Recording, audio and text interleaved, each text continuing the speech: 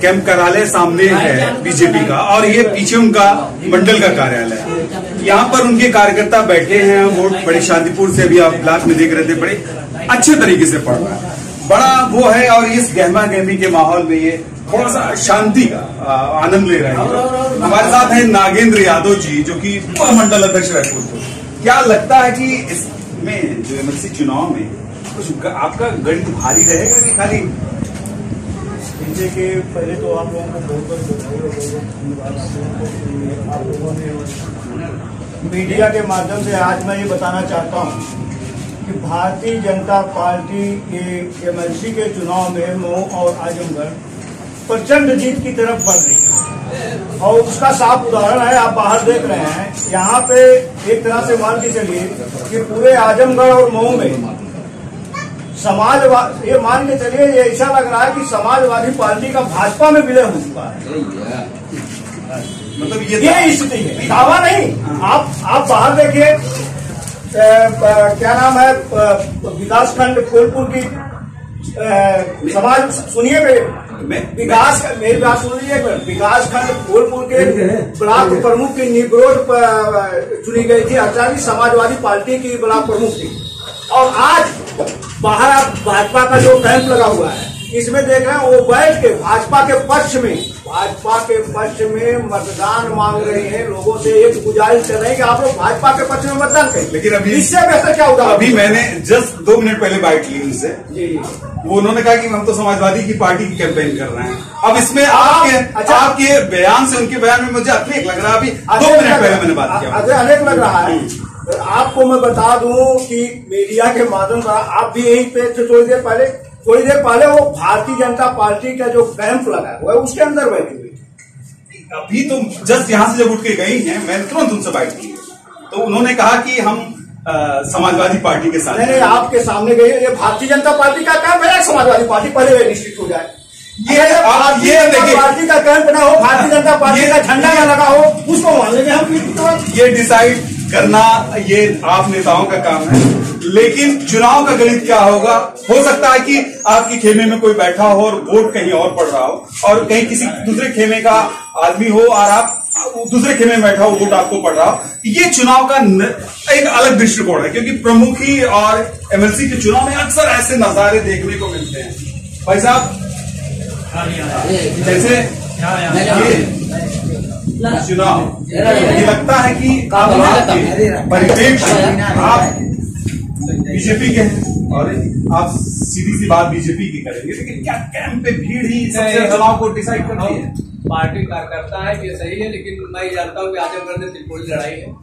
यहाँ कहा नहीं जा सकता कि कौन कैसे जीतता है, मतलब। और ये पार्टी कार्यकर्ता होने के नाते मैं कहना चाहूंगा कि कहीं ना कहीं लोग अपने पक्ष की बात रखते हैं। तो हमारे प्रत्याशी जो है माननीय श्री रघुकांत यादव जी मजबूती से चुनाव लड़ रहे हैं, लेकिन अभी भी कहीं ना कहीं खुलिया उनको जानते हैं परिणाम आगे क्या होने वाला है। बाकी उन्हीं के घर से लोग सपा भी है, लोग भाजपा भी है, और सपा भाजपा एक मिल यहाँ कैंपेन कर रहे हैं। अब निर्णय क्या होने वाला है हमारा। और देखिए, सबसे बड़ी बात है कि अरुणकांत जी के साथ एक रियल फैक्टर ये जुड़ा है कि उनके पिताजी इस समय समाजवादी पार्टी से फूलपुर पहुंच से विधायक हैं, और वो बीजेपी में पहले विधायक थे, इस बार एमएलसी के टिकट पर वो चुनाव लड़ रहे हैं। बात 2 दृष्टिकोण है कि परिवार कुछ कह रहा है, वोट कहां जाएगा ये किसी को नहीं पता, लेकिन असलियत राजनीति किस स्तर पर है ये आपको देखने को मिल रहा है। ये नजारा है। आप लोग हैं, क्या चाहते हैं कि क्या चाह रहे हैं इस चुनाव में कि आप, जो कि आजमगढ़ में बात बीजेपी हर जगह प्रभावी भूमिका में रही है, लेकिन कुछ पूर्वांचल के जिले जो बीजेपी के खेमे में है, और ये आजमगढ़ मऊ जो कि एकदम दूर रहा बीजेपी से, लगता है कि बीजेपी का एमएलसी यहाँ से चुनाव। देखिए, ये चुनाव जो जनप्रतिनिधि का चुनाव, हम जनता, हमने अपना जनप्रतिनिधि चुन लिया। अब वो जनप्रतिनिधि खुद ही अपने आप में सर्वोपरि होता है, क्योंकि हमने उनको चुन लिया। अब वो ऊपर चुने, उनका काम है। मेरे हिसाब से अगर जनप्रतिनिधि समझदार होगा और विकास चाहता होगा तो भारतीय जनता पार्टी की सरकार के साथ जाए, और जाना भी चाहिए, क्योंकि इसमें जनता का कहीं न कहीं अगर लाभ चाह रहा है वो, तो उसको बेशक बीजेपी में जाना चाहिए। अगर वो नहीं जाएगा तो बदकिस्मती ही कहिए। दावे देखिए, भाइयों के दावे हैं, बीजेपी के लोगों के दावे हैं, क्योंकि ये ऐसे चिन्हित जिले हैं कि शायद बीजेपी जहां प्रचंड बहुमत दे रही, लेकिन यहाँ पे आके उसके सिग्नल को थोड़ा सा ब्रेक लग गया। ये भाई साहब हैं, लीडर हैं बीजेपी के, लग रहा है कि ये चुनाव में परचम लहरा देंगे, मतलब आजमगढ़ में ये साबित कर देंगे कि नहीं हम हैं, मजबूत हैं एकदम, और हम लोग मजबूती से लड़ाई लड़ रहे हैं अभी तक जी। मतलब ये लग रहा है कि चुनाव आपके हाथ में है एकदम। भारतीय जनता पार्टी यहाँ से मंत्री 50% ये कार्यकर्ता के नाते कह रहे हैं कि वोटर के नाते, अगर आप वोटर हैं? मैं तो वोटर नहीं हूँ, मैं एक सक्रिय कार्यकर्ता हूँ, और इस नाते मैं कह रहा हूँ चला ये सारे सवाल, सारे जवाब, सारे सब कुछ ये कुछ समय बाद ही स्पष्ट हो जाएंगे कि आखिर ये चुनाव की रणनीति कहां जा रही है।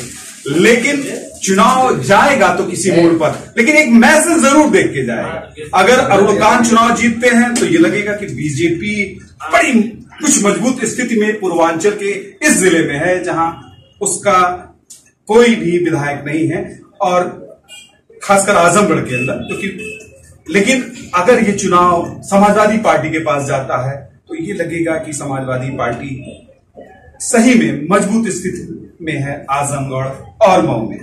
रिपोर्ट क्या होगी, क्या होगा, इसका आकलन ये तो मतदान जब गिनती काउंटिंग होगी तब पता लगेगा। लेकिन तब तक देखते रहिए खेल नीति भारत की बात राही के साथ। दोनों चैनल सब्सक्राइब करिए। धन्यवाद।